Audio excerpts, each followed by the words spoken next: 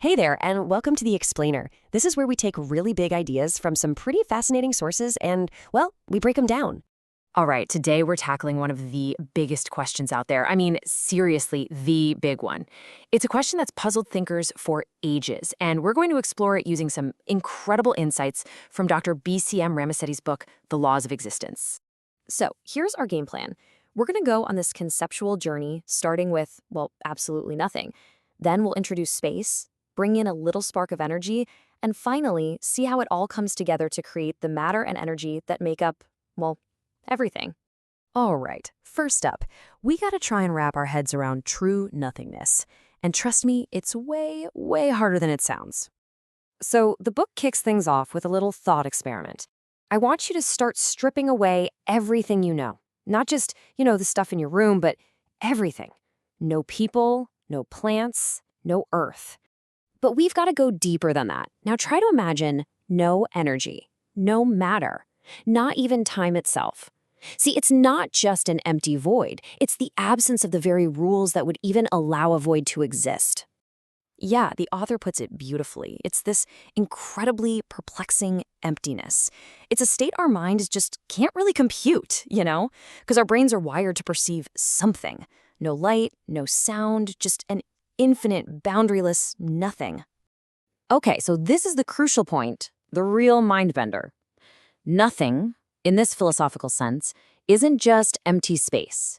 It's the total absence of everything, including space itself. It's a state of pure non-existence. And right there, that's the paradox, isn't it? The ancient Greek philosopher Parmenides nailed it centuries ago.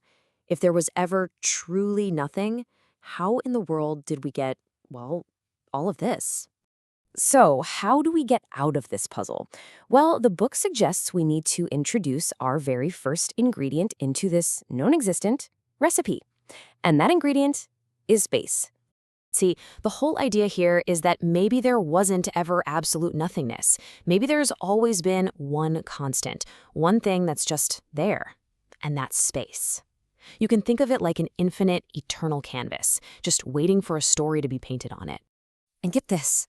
This isn't just some abstract philosophical concept. That empty space, it makes up more than 99.9% of every single atom in your body.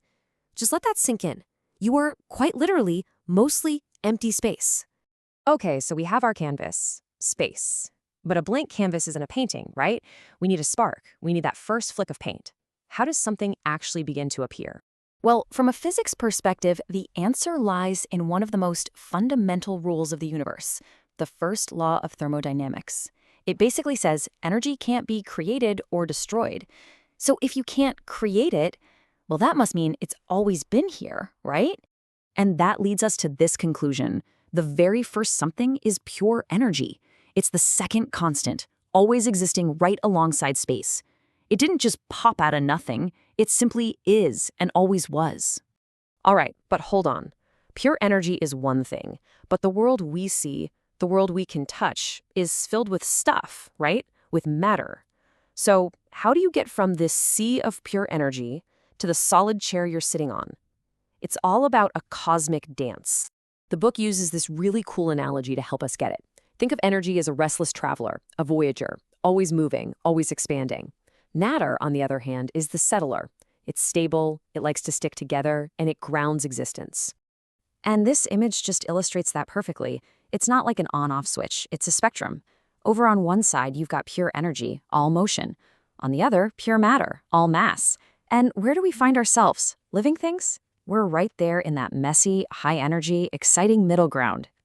So this gets to the heart of it. How does one become the other? Well, energy is like a wave, just traveling freely through space. But what if you could trap that wave, contain its motion in one tiny little spot?